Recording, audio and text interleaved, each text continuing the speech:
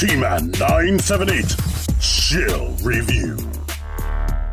Hello everyone, T-Man 978. Right now I'm going to be taking a look at the Flame Toys Furai model kit, Windblade. She's not a transformer, but it doesn't transform. Huge, massive shout out to TM Reviews. He previously reviewed it, so if you want any intricate details on the construction and what to look out for beyond the things that I'm going to tell you, he actually put this together and not me, thank goodness. So go over to his channel. I'm going to put a link to his video at the end of this one. But anyway, I don't have the packaging. I just have the instruction manual, the figure, and the accessories that it comes with. But these are pictures of the packaging that Sony sent over to me. So take a look at that. There you go. If you want to see more packaging images, Google Flame Toys Windblade packaging pictures and you'll get your results. Good old Windblade is, like I said, a model kit, so she does not come like this. She's like 100 pieces of different parts attached to plastic sprues, like the red with the red, the black with the black, the gold with the gold. And there are very few pre-painted pieces, but there are pre-painted pieces. Like I can tell that's blue paint right there. And this is white paint right there. But, and yeah, there's more white paint. And there are also stickers that needed to be applied. I'm going to be a tiny bit more detailed chatty than normal because reading my comments, like, I'm in the know as far as toys and whatnot. I'm just a regular person. I'm not an industry person. I'm not like heavily involved with like a toy company like Hasbro. But I just know stuff because I'm actually in groups and I'm in forums and I actually pay attention to the things that I actually like. But I'm pretty sure there's somebody who just stumbled upon this video and don't know jack shit about toys or Transformers. You can find these model kits in places like Target. Mainly Barnes & Noble carries a bunch of model kits. But Target, you might see some Flame Toys, but it's rare. It's mostly Barnes & Noble. But just Google this product and you will get tons of stores that are selling her online. I pre-ordered her with Amazon and they actually canceled my pre-order. So Sony sending this to me is a super duper blessing and it is freaking awesome, and I super appreciate it. But anywho, let's get close up on our details. As you can see, they like to stylize their figures that they make into these non-transforming model kits. So she mostly looks like what Windblade looks like, but they gave her more humanoid female proportions. And her face is like very Japanese anime cutesy girl type situation. But look at all the different color variations that you get. Some, like I said, with stickers and some with paint. And it just looks so good. And of course, if you want this to be better looking than it is right now, you will have to paint the different various red parts yourself. Paint the black parts if you want some like weathering type effect, or you could paint it however you see fit while it's separated and then put it together later, hopefully noting which piece is which because it's easier to do while you're actually breaking them off the sprue, to me anyway. Now look at that. Nice. And it is super intricate. The things I'll tell you to look out for or be careful with, from my experience, these right here are very fragile. In fact, I had to glue this on because Sony broke that like on camera. And that one I kind of messed with because they do articulate. You can like move it. Trust me, it does rotate a tiny bit. That one probably not so much because I think glue got in there. The way the butt cheek right here articulation works, there's no like cap keeping that into place, so that could pop off. That's popped off on me. There's no cap on these little wings right there. That hasn't popped off on me. But the arm is on a little peg right there. That circular thing is on a peg. If you pull it too far trying to get extreme butterfly, it will just pop off. And it's kind of difficult to get back on, to be honest. And what else? This part of the wing right here and that part, or the fake jet intakes, they go inside of a little bar right here. And if you keep messing with it, it kind of like slides out of place. So every so often, I just pinch right here to make sure that stays in. But you've seen her up close. The only other thing to show off is her sword, which the original toy and the comic design is probably a little bit better because they have like a little turbine or VTOL fan blade in there. This doesn't really have it. But she has 2 of these, and she has 2 grip hands right there. Now you see these hands. So that's all she comes with, is those 2 swords and these 2 hands and the grip hands. But now let's get into what I super duper love about this thing. This is one of my favorite things, period, hands down. The only thing she's lacking really is the ability to look up. More than that. I kind of wish you could look up more than that, but that is still high, as you can see. But let me try to be careful. The top of the neck is on a ball joint, so you can tilt to the side. Tilt to the side that way. Look up. Look down. These should be glued in. I think so. I haven't done it yet, but the base of the neck can rock forward, and it actually tilts to the side. And that's not on a ball joint. It's like 2 separate hinges. This ball joint is tight. Of course, that can rotate. The arm can go out to the side. It can do this. You saw the butterfly joint. The shoulder cap, it actually articulates.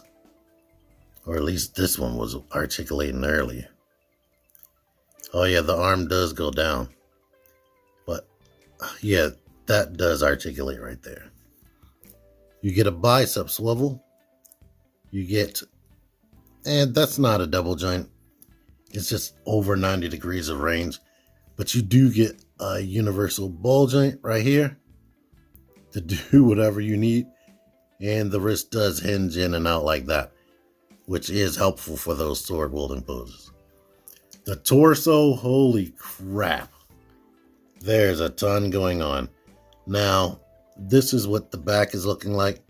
They kind of designed it in a way that you can crunch back like this, and everything comes together. But you can extend this, and she has like an ultimate ab crunch right there.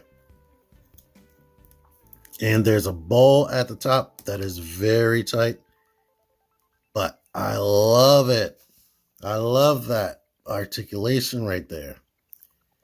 You get also like a side tilt right here. And can it go forward? There is a secondary like lean forward right here. So let's use all that together. And that is great. With female action figure, anything, they typically limit stuff. I'm probably missing something. But these right here, they articulate to get out of the way of the legs. I showed the butt articulation, but you can kick this up and that will move right out of the way so she can kick up not more than well over 90 degrees. That is high. The legs can go out to the side. Since I have that up, they can go all the way out to the side. There's a drop down situation right here.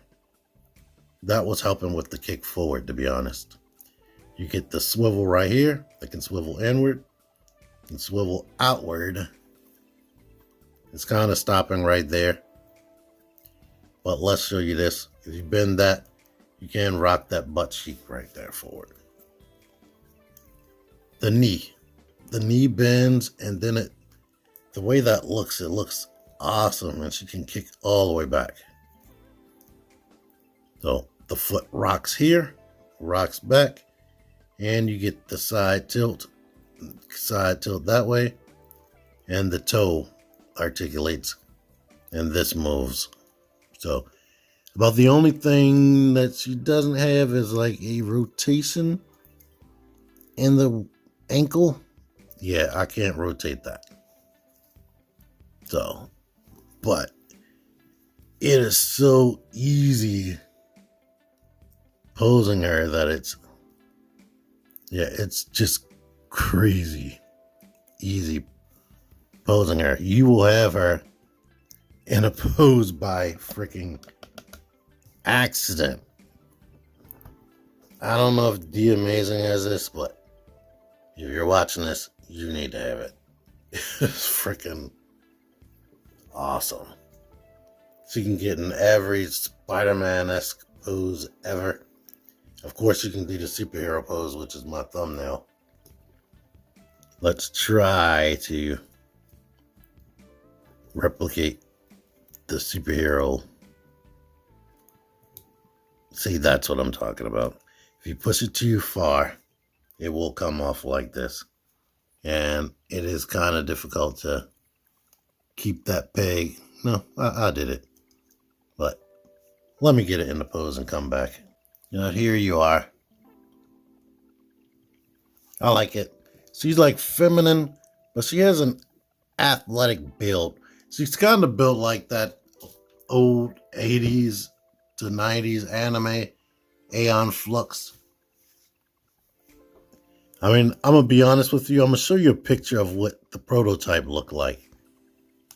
Like this picture right here, put a firestorm on Twitter because, Jesus, you can't do anything on Twitter without somebody saying something. And, it actually got to them. And I don't know if Hasbro went back and said, yeah, no, make her less voluptuous. Like, you cannot be... well, I'm not getting into it, but I would have loved it if they kept that design for the butt, because this flat butt right there is not as appealing looking to me. It's way more bug-like, or like it makes her even more bony. I like the more voluptuous look they had for her. The hands, you got to kind of like pinch down here and then pull to get that off, or you will pull the socket. You will pull the whole ball joint out of the socket. Get that into the pose you need.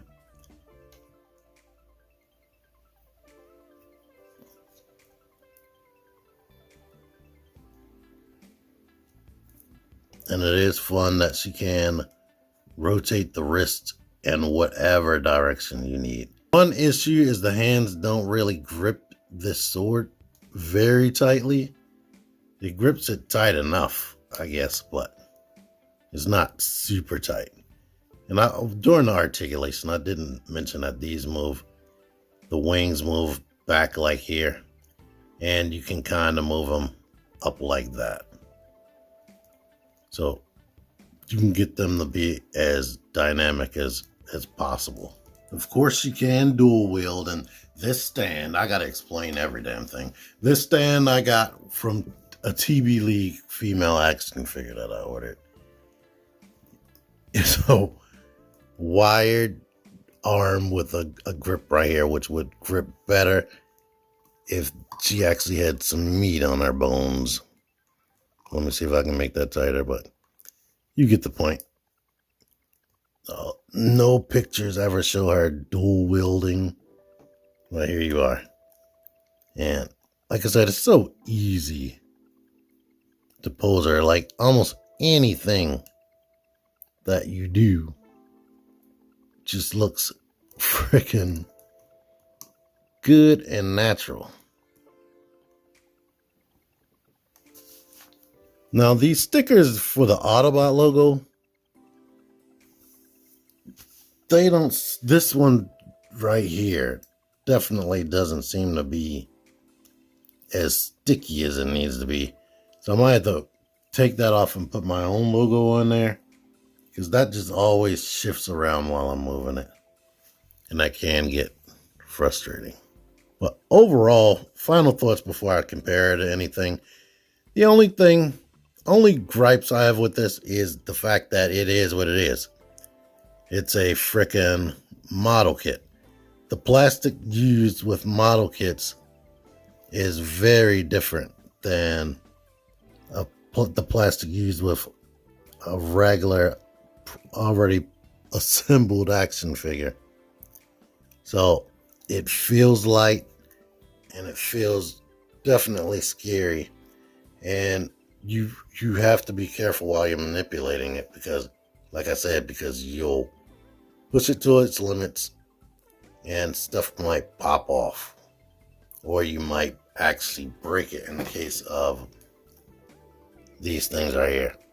Her feet are very tiny, so getting her in that sweet spot is kind of difficult. Everything, once you put it together, seems to be tight for the most part. Well, yeah. And my other complaint about, I wish the neck looked up a little bit more. But you can get her into very good poses, so it still poses high enough. And this is like hanging on by a thread, because I actually pushed that more than I should have yesterday, and I'm gonna have to fix that. Height wise, if you've been collecting this line, she is surprisingly tall. Like, here's my big Firebird toy Nicey right here. Cool. I think they look good together because they're stylized and very human, feminine looking bodies right there. Here's my fans hobby Athena, aka Minerva. Here's my Masterpiece Starscream right here. Masterpiece Sunstreaker and Reboost. 6-inch Hasbro male and female action figure. Studio Series Leader Grimlock. Not the Titan she's used to dealing with, but here is Fans Toys Terminus Giganticus, aka Omega Supreme. Yeah, he tall. Masterpiece RC and MP44 Optimus. Well, she's a little bit shorter than RC. And I might as well just put Perceptor here. Deluxe Studio Series Perceptor. End of the day, I super love this thing, and you pretty much can do anything you want to do as far as posing with her. Like anything. Just, she doesn't come with extra faces, and she only has 2 styles of hands and 2 weapons. So, there you go with that. I can't really complain or comment on the paint job and whatnot, because it's a model kit. You're expected to paint these things yourself, but they went the extra mile of adding all the little decorations and stickers and some pre-applied paint, which is above and beyond. Like, the face already pre-applied. Oh yeah, it's good. It's good. If you want it, get it. And I know somebody's gonna ask. This is a Hexagear Kotobukiya figure. Her name is Light Armor Type Ruse version 1.5, the Governor, whatever the heck. Unfortunately, if you look her up, she is not painted at all in the slightest. So she's going to be plain Jane and not as good looking as that. Just go in knowing that.